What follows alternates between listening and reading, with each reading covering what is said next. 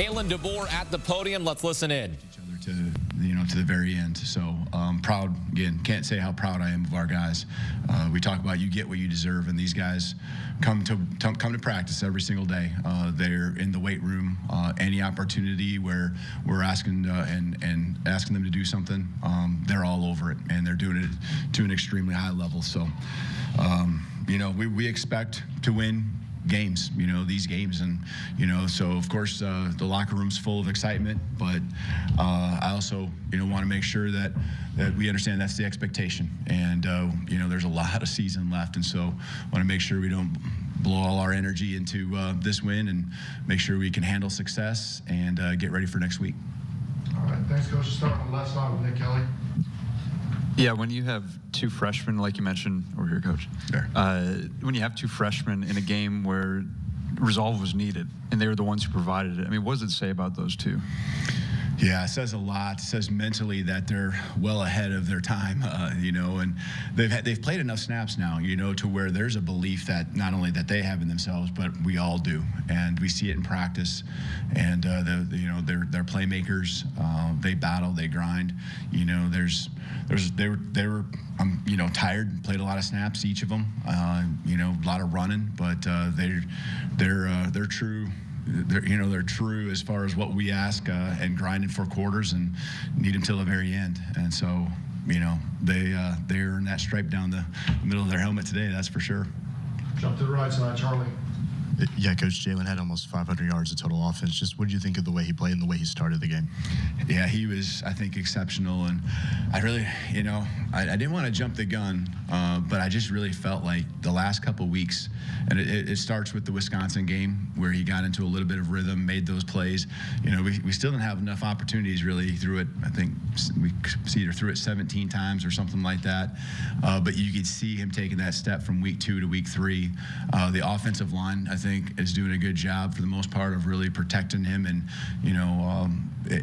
and he's thinking about where he's going to go with the ball. It doesn't mean he's perfect, but man, he's a weapon out there, and he's doing it both through the air and with his feet. He's tough to game plan against when you're on the other side. When he needed to put the ball somewhere, I really felt like his accuracy, and that goes to his timing, the rhythm, the confidence, the belief that he has in his receivers and whoever's catching the pass. And not everyone goes. Not everyone. There was a couple times where we actually let him down. We let him down and didn't have a couple guys run exactly what they were supposed to do, and it looks kind of fuzzy, and you're wondering what the heck's going on. And that's a credit. I felt like he just mentally kept staying the course, and that he continues to grow in all ways, not just as a football player, but as a leader as well. Let's go back over to the left side to Mike. Kirby had mentioned at halftime he hadn't seen you guys throw to empty before, and it seems like maybe you caught them off guard early in the game. How'd you feel like you adjusted as the game went on, and maybe they got more of a handle on that? Yeah, well, we hit the one to Ryan, in the third quarter. He made this kind of the circus catch.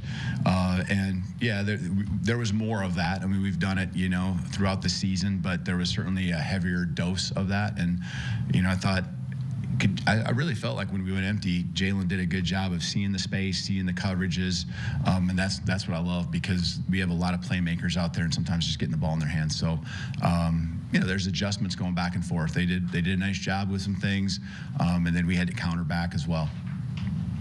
Chris Lowe on the left side.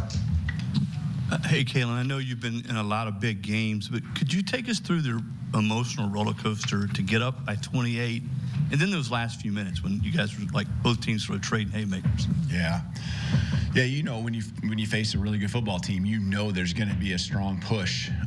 That's what I would expect from us if we were ever in a spot. We're going to fight till the very end, and I expect our guys to go make plays. And sometimes when they're in their situation, really on their heels and really just throwing it up, and kind of that urgency that they needed to have, and a couple plays go your way, those are the sparks, and that's what happened. And they did a nice job converting on some fourth downs. I think that was really the story in the second half, is those fourth down calls, fourth down plays. We get 1 or 2 of those. Really the game looks different, I think, in the second half. So, but yeah, it's those are the battles. We know that that's what each and every week is going to be.